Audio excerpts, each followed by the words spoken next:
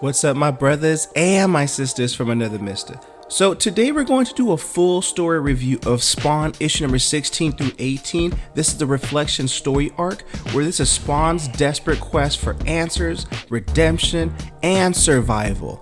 Brought to you by Rated Comics. Now before we get into the content, timestamps will be in description if you wish to go from issue to issue.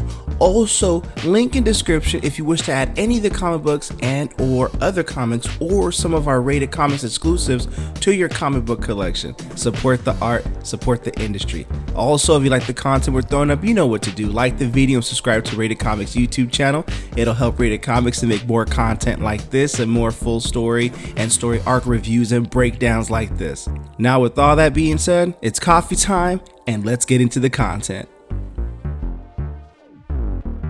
So we begin this issue in Simmonsville, where these two volunteers are walking around. They compare this place, Simmonsville, like Disneyland. Why do they compare it like Disneyland? Because according to them, nothing around this place makes sense. Like there's a church near the water slide and a factory in the middle of a park, but it just doesn't make sense to them. But they're all geared up and ready to shoot something. So now that there's something incoming, something emerges from the ground, and guess what? In Simmonsville, they're in their own little piece of hell on earth. These violators emerge from the ground and they go to work on them, but we all know that these violators are going to go to work on these brothers right here. So the deal with Simmonsville is it happened over 5 years ago. Jason Wynn explains this to Major Vill. It was a routine ground A bomb test that happened in Nevada. It opened a hole into what they thought was another dimension, and that other dimension turned out to be hell. So they stumbled onto a doorway to hell. So they sent in an armed task force and they were never seen again. But one thing they did find out though is that hell is composed of a substance called psychoplasm. And psychoplasm is a material of a substance that it's unknown in the physical world. But whatever you're thinking of, that's what psychoplasm does. Whatever you're thinking of, whatever you desire or your fear, psychoplasm becomes that very thing. Think of like Pennywise and It manifesting your fears, but it's psychoplasm without the freaking clown doing this thing.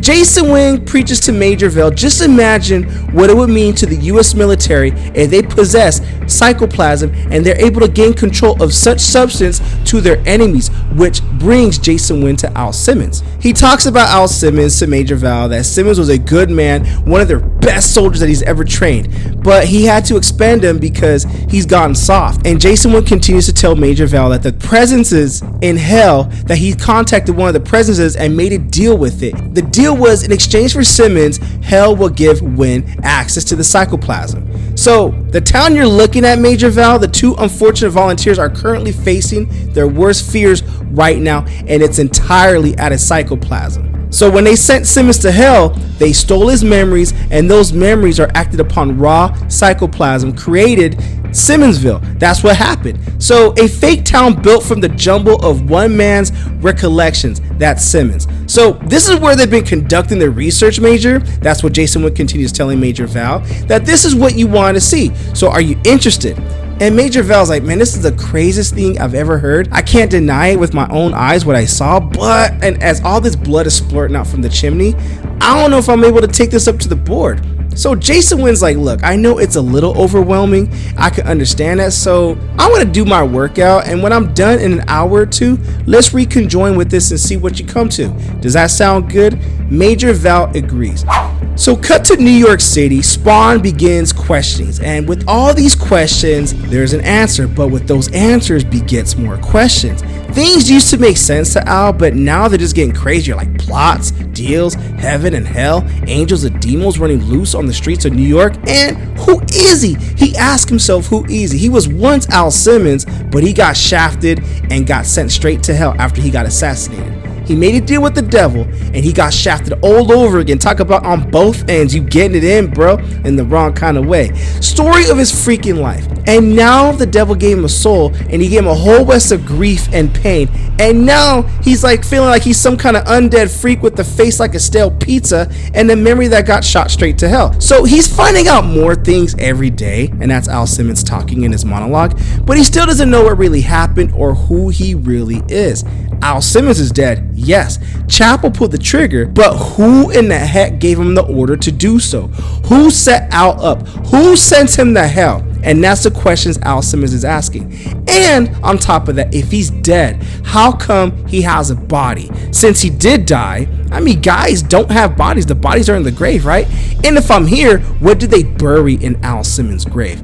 So there's only one way for him to find all that out. But first, he needs to let off a little steam. And that steam comes in the form of one of his comrades in the alleyways about to get burnt alive by these guys. They claim they're concerned citizens trying to do something about the homeless problem, so they call it a burn a bum scheme, don't we? And his partner's like, yeah, that's right, we gonna burn him. So get ready to burn in hell, says one of the guys, and Spawn's like, hell? Approaching right behind him. You really want to talk about hell right now? Then let's talk. And these guys are like, geez guys, you're the Spawn dude, you spooked me. And Spawn just comes in, flex. So Spawn's like, yeah, you heard him, Bernie. Go ahead, blast me away like your boy said. So Spawn grabs his hand and just squeezes it so freaking hard that this guy just vomits on the ground, and the other guy gets knocked, sent back. And Spawn is pissed, like, you know what? You think I need powers to deal with scum like you? Do you? Well, it was just a joke. We're not gonna torture the guy. We're just having some fun. Spawn is pissed, but he's taking out his aggression on them because he's trying to find out some answers on him. So after all this is done, Spawn tells him, look man, I'm sorry about all that, I was just feeling pissed. And the guy's like, it's all good. And Spawn leaves because he has to dig up his grave, and he tells the guy, look, if anyone comes looking for me, tell them I've gone to dig up an old friend. So not far away in Midtown Manhattan, in a mirror world building with no name and no number to it, it's Terrain Affairs, and this is their headquarters. And Gabriel receives a call from Control talking about Spawn, who defeated Angela recently. So headquarters tells him, well, this Spawn is so special and dangerous. That's what special means. They've been empowered to create their own soldier to destroy Spawn. The balance of power must be seriously compromised if someone's prepared to intervene so directly with the affairs of Earth. Gabriel is just like, let's just hope our orbital angel station is up and running, and Michaela, we got some work to do. So the situation as it stands, they have full authority to empower a human agent to destroy the Hellspawn. So the station gets ready, and these orbital angels begin the procedure, and they make contact with the avenging angel of the fifth heaven and arrange for a transfer of elemental fire. So they arrange for a soldier, and fearful times calls for fearful measures, and they already hand selected a human that has the strength to bear the elemental fire, and the subject has already been selected, and the guy says we're gonna bring him up right now. Who is this guy they're talking about? Well, it's none other than Jason Wynn, who's sparring with these ninjas who are also his employees, and he gets pissed because he takes them out too easily. Look man, whatever they're paying you guys, it's too much. You fight like little freaking girls, and if I was an enemy, you'd be dead right now, and also you're out of a job. So the orbital angel activates the transference. Jason Wynn goes up, he gets beamed up, and he asks, how did I get here? Who the hell are you people? Are you his people? Meaning, do they serve Malboja? And they clearly indicate, nah bruh, we don't serve no Malboja. We are the servants of a higher power, and you will be our servant when we're done with you. And Jason was like, no way, you don't know who I am. And the burning sensation begins, and he starts his transformation. So we go to Al Simmons' grave, or he goes to his own grave to see what this is all about. He pulls back the lid of his coffin to see what's inside. All he can say is no. The smell is like some sick ancient thing breathing in his face. It's him, and he doesn't know who he is as he holds his body. What am I? He says. What have you done to me? So back to Jason Wynn, their work is accomplished, and they tell him the element of fire of heaven burns within you. You are no longer living, no longer human. Rise up, be born again, soldier. You're the soldier of the light. You are the anti-Spawn. And that is the end of this issue. Yo, this is a key issue because I believe this is the first appearance of Redeemer, the anti-Spawn. So for those of you that are key issue collectors and like to add key issues to your comic book collection, you can't go wrong with this one. Also, link in description if you wish to add any of our other comic books or some of our Rated Comics exclusives to your comic book collection. I thought the issue was pretty good. I thought it was fun. Could I think it could have been better? Of course. But you know what? Hey, we gotta just keep pushing and shoving because it's Spawn, baby. That's what we do around here. So we begin this issue where somewhere in time there is laughter. Malebolgia is mocking as he surveys the work that he's done, and he declares it good. As he gazes down upon the man he condemned to the unliving hell, that's Al Simmons. And he laughs and mocks as Al Simmons is trying to seek the more truth to what happened. And he mocks and laughs as Spawn learned that the body he currently wears is not his earthly body, which lies decaying in his grave, as Al Simmons recently discovered when he tried to discover his own grave. So Malebolgia takes him on a journey, and because they're in the spirit realm, Spawn says he hears a voice in his head that he can never forget, and it's like fingernails grating on the blackboard. And he feels this cold hand surrounding him, and it takes him to a place. And where Malebolgia takes him to is this place. It's a realm and a gateway to hell. It's a portal that occupies part of the military testing ground in Nevada, and it's what they call, Simmonsville, referencing from the last issue. So Malebolgia explains that hell is built up of a substance that your people have taken from us, calling it the psychoplasm. But little does Al know that psychoplasm was the exchange for Al Simmons. And what psychoplasm does is it adapts itself to human thoughts and fears. So when you died, Al, psychoplasm acted upon your memories. Just as your new spawn body is composed of psychoplasm, it can change its shape. So too can this gateway to assume the forms of any thoughts or emotions imprinted upon it. So Malebolgia takes Al Simmons back to a time, and he asks him, do you remember the day when you and Wanda were on the lake and you bent your knee and begged Wanda to marry you? How touching. He mocks him again. Not your wife, just a stray memory given to a flesh. But how such memories must sting when you think of her in the arms of another man. Oh, I delight in your sadness, little hellspawn. Each day you are more my slave. It will not be long before you crawl towards my throne and take my place in my army. Well, actually not take his place, but take Spawn's place in his army. So somewhere in time in the Angel Orbital Station, the soldier is ready. These orbital angels are preparing their anti-Spawn, and they prepare to dispatch him into Earth, and they pray for a swift kill. So there is a brief sound like a choir catching its breath, and a silver white comet explodes down through the upper atmosphere. Spawn, he's going through this turmoil of what Malebolgia is showing him, mocking him, feeling like, you took my soul. Where are you, bastard? Where are you? He feels Malebolgia in the spirit, but not in the physical. So this impact of an anti-Spawn Redeemer lands. Spawn is like, I don't know what the hell that is, but my skin is crawling with static. There's something more. There's something there. What is it? Oh, it is something bad, all right. And as Redeemer talking about hell, Spawn, I'm come for you, and it's time to get down with the get down. But before we get down with the get down, we gotta take it back to Wanda, Blake, and Terry. And on CNN, this reporter talks about that meanwhile in Washington, government sources are refusing to confirm or deny rumors about the disappearance of controversial president advisor Jason Wynn. Jason Wynn was scheduled to appear in a live television debate earlier, but keep in mind, in the previous issue, Wynn was abducted by the Orbital Station because he was selected to be their new Redeemer or anti-Spawn. So Wanda Blake is watching this and was like, are they talking about Al? He's like, no, not really. So he changes the channel. They're just talking about Jason Wynn, and I'm pretty sure it's not something you want to hear about. So Wanda tells Terry that, she never liked Wynn. And Wanda tells Terry that when Jason Wynn came around when her and Al were married, he always gave her the creeps. So Terry comforts Wanda and tells her that Jason was involved in a lot of bad stuff, but he always managed to keep his nose clean. So he's reaffirming that your feelings, your suspicions about him, they were correct. So Wanda is just like, it really doesn't matter anymore, because it's not like we don't know where Jason Wynn's at, and if he's vanished off the face of the earth, it doesn't matter no more. So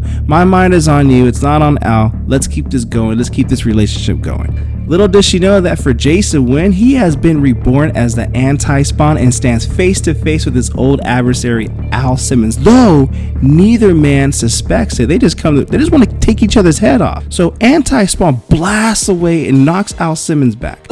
So whatever he throws at him, it hits Spawn like a freight train. It feels like something inside him just caught fire, like hot glass and acid in his veins. Everything spins and a wall comes up behind him. Colors as he goes through a church window. He's in pain. He's in agony.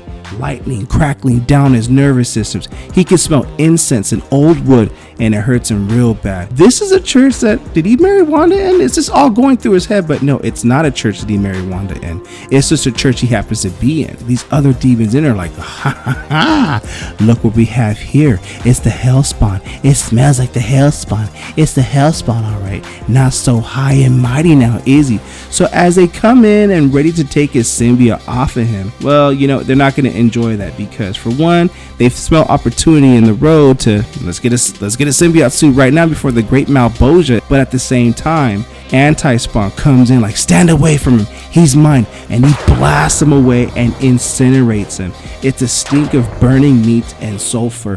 Who is this guy? Says Spawn. He's never faced anything with so much raw power before. And what if he's stronger than Spawn? And how come he feels like he knows who this guy is? Well, that's because you do know who this guy is, but you really don't know, but you get that feeling like, I've met him before, because you have. But it makes it all the more interesting. So Anti-Spawn says, see how the holy burning light of heaven dispels the darkness. Now you, Hellspawn, I'll make you scream. Now before we go into the screaming part, we get this part of Simmonsville going down in flames, and Mayor Val is just like, you know, we cannot let this go up in flames. And I believe this is a symbolism of what's going on with Spawn right now, how he feels like his world is just crashing down and burning in front of him right now as he fights his agent Anti-Spawn, or the Redeemer. He wants to save the program because it means too much to the government to let it go all out. To manifest the fears of your enemies and use that to your advantage, that is one powerful weapon that they're not just gonna let that go. So back to Spawn duking it out with the Redeemer. He can't take much more of this pain, and he's got to try to take him out. So as he regroups himself, blasts off away, well, it turns out he has every intention on hitting him, but he missed, and he's still coming after him. The next blast, if Spawn were to take another blast from him, it will kill him, and he's got to get out of here. So what he does is he teleports, and it's kind of like a switch that just snaps in his brain. So as he dissolves his body, as he describes how the feeling of being teleported, everything falls inward like a collapsing balloon. The world breaks up and goes out, and he's traveling like a shotgun blast through unspace at the speed of light, stressed molecules with shrieking with shock. Kind of painful how you describe all that, but Spawn is like, you know, I'm never going to believe anything I see on Star Wars again. Teleportation hurts, and it hurts bad. He's kind of drawn to this place he calls home, the alleyways. As he makes impact, or makes his arrival be known, he tells his comrades to get away, all of you. He might be able to follow, just get away. And they're happy to see him, like, it's the Spawn, what's up, big boy, how you doing? And Spawn's like, no, I ain't trying to have no time for no meet and greet, just go, get out of here. But as it turns out, Anti-Spawn teleports too, and Spawn's like, it can't be. He can't have come after me so soon. I need more time. And then Redeemer, Anti-Spawn comes out, like, you can't hide, boy. I could track you through time and space to the ends of the earth. There's nowhere to run from death. And he blasts him again. And it gets to the point, upon that impact, Spawn's like, man, I can't see straight. Everything's broken up inside. Is that blood in my eyes, or what is it? And it's this costume coming alive, bleeding and moaning, and he's just in so much pain. Anti-Spawn's like, don't you understand the pain? Burning inside, white fire, they set light to my soul. If I kill you, the angels will let me rest. And Spawn doesn't know what's going on. He doesn't know that he's in the middle of a war between heaven and hell. So he's like, angels? What is he talking about? I'm losing consciousness there. I cannot take another impact. Well, guess what? Redeemer is gonna redeem himself and put up another impact to Spawn. And from this blast right here, it looks like as if Spawn has a hole blasted through his chest, and he's in pain, lays down on the ground. He's like, I can't take any more of this bull jive. And Redeemer goes on this rant, like, my head's filled with light. I can't think straight. I just have to kill you. Then the fires will go out. I was once a man. Was I a man? He questioned himself on that. Now I'm a fiery soldier of heaven, heaven's hunter, heaven's harrier, and you? And he takes up this Hellspawn lightsaber sword upon from his wrist. You're just prey to me. And he's about to swipe away at Spawn to, looks like he's going to end him right then and there. He tells him, your time's up, Hellspawn, and that is the end of this issue. What you guys think of the comic book? Comment below, let me know, and also link in description if you wish to add this comic book to your comic book collection. Support the art, support the industry. This is definitely a fun read. I definitely like this better than part 1 because we get to see him duke it out, and that was fun for me. And don't forget to check out RatedComics.com for some real cool comic books and some real cool Rated Comics exclusives to add to your comic book collection.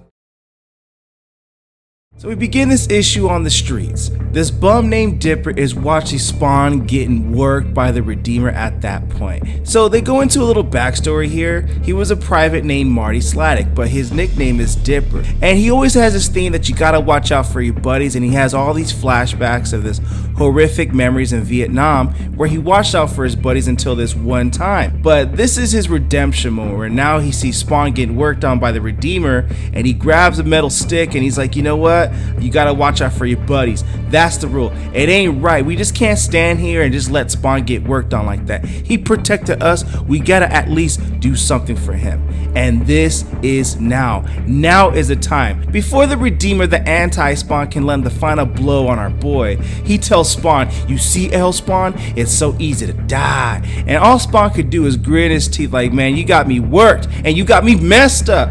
And anti-Spawn's like, I promise to make it hurt. Before he can land the final blow, that metal crowbar, that metal stick goes behind, impacts behind anti-Spawn the back of the head. But it does no damage at all. And all Dipper can say is, you gotta watch out for your buddies. Who? Says anti-Spawn. You just ain't nothing but filth. I'll burn your eyes out. And these homeless bums, they all stick together like, I don't think so, pal. This is our turf, and we stick together. You got beef with me, you got beef with the Spawn, you got beef with all of us. Anti-Spawn's like, you don't know what the hell you're facing. I'll tear you all apart. And Spawn has a second burst of energy like, that's enough, bud. These people are under my protection. Now back away from the citizens and give me that ass, because it's mine. We hungry. Sorry, I had to find something to wake me up. So Spawn lands an impact blow, knocks him out like Rocky Balboa to Ivan Drago. Yeah, I know, I'm still on my Rocky mood right now. So he knocks him out. Boom! End of the fight. No, it's not the end of the fight. Redeemer, anti-Spawn, lays out a blast of energy blast and Spawn ducks it. And Spawn's like, yo, man, my costume is howling as he tags me with another energy blast. I can't let that impact, and I gotta move. I gotta get a move on it fast. He's still weak, and he can't afford to let him gain another advantage on him again. So anti-Spawn lunges at him like, you think you could hurt me? Huh? Heaven Soldier? I'll show you pain. This is what it feels like. And he puts Spawn in another energy blast, and you see Spawn screaming, grinning, and he screams in pain. It feels like live wires burning lights in his head. Jesus, don't let me pass out. That's all he can say. But guess what? Spawn has another burst of energy, backhands him, clobbers him, lets another impact on. Tell your mama to save me a plate. He don't know who his mama is, but hopefully she's a good cook. Anyway, so now Spawn is like, it looks like he can spend too much energy. Maybe his powers are similar to his. He doesn't know that. And he sees a window to land the final blow. But there's no time to think about it now. He just has to finish this. And anti-Spawn's like, I'll kill you. Yeah, says Spawn. Well, welcome to the real world, bastard. Have a nice day. And he does another necroplasm, full pure necroplasm blast to his head. Anti-Spawn goes down for the count. He looks back up, but you can tell he's clearly hurt as light oozes out of his brain. I'll kill you. You see? I'll kill you. And Spawn's like, man, tell me about it. Spawn lands the final. I don't know how much power level that's going to drain from him, but that is a lot of necroplasm that Spawn is laying on the brother. You know, and guess what? That ends it. It's done. The creature gets sent back to heaven, even though he's smoking right now.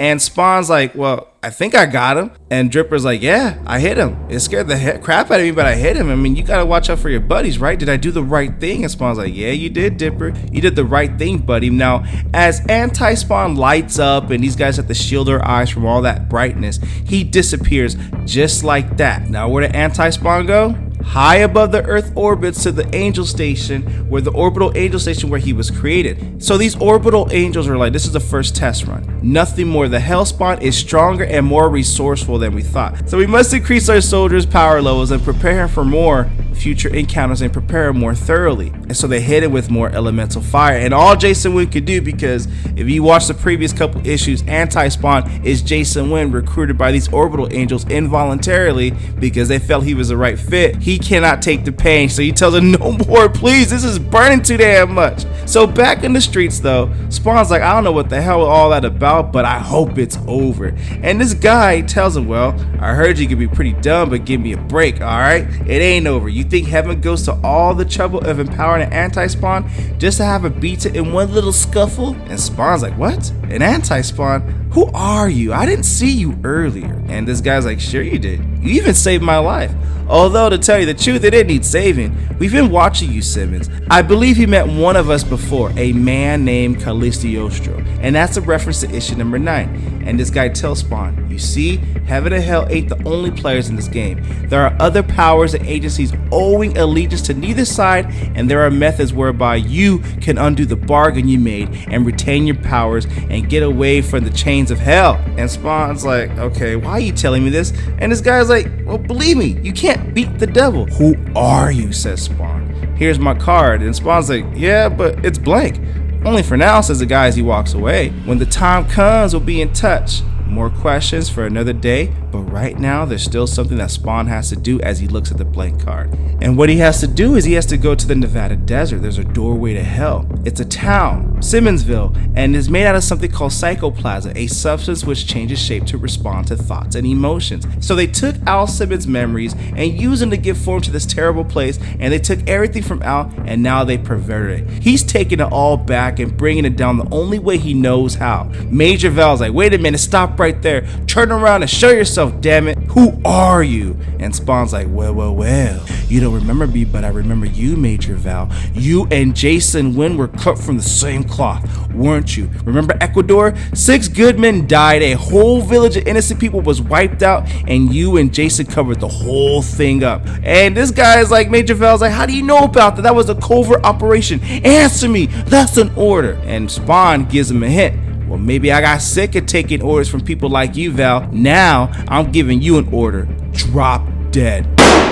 And Spawn's like, well, I wish I could say that made me feel better, but ain't no time for that. I gotta finish this job. And he watches all these buildings burn down to the ground, and he watched the house that he grew up in burn down to the ground, the bar he drank at burned down to the ground, the park in the school that his Uncle Martin store burned down to the ground. His life goes up in flames. Everything that was human is gone except for one thing. The one memory of a perfect day remains as he stands in the blazing ruins. The memory of a sunlit spring day on the lake, the day he asked Wanda Blake to marry him. The best day of his life. So he uses his mind to collapse the entire scene, shaping the psychoplasm into a more manageable form. He takes the last memory, the last good memory, and reduces it to a single spark.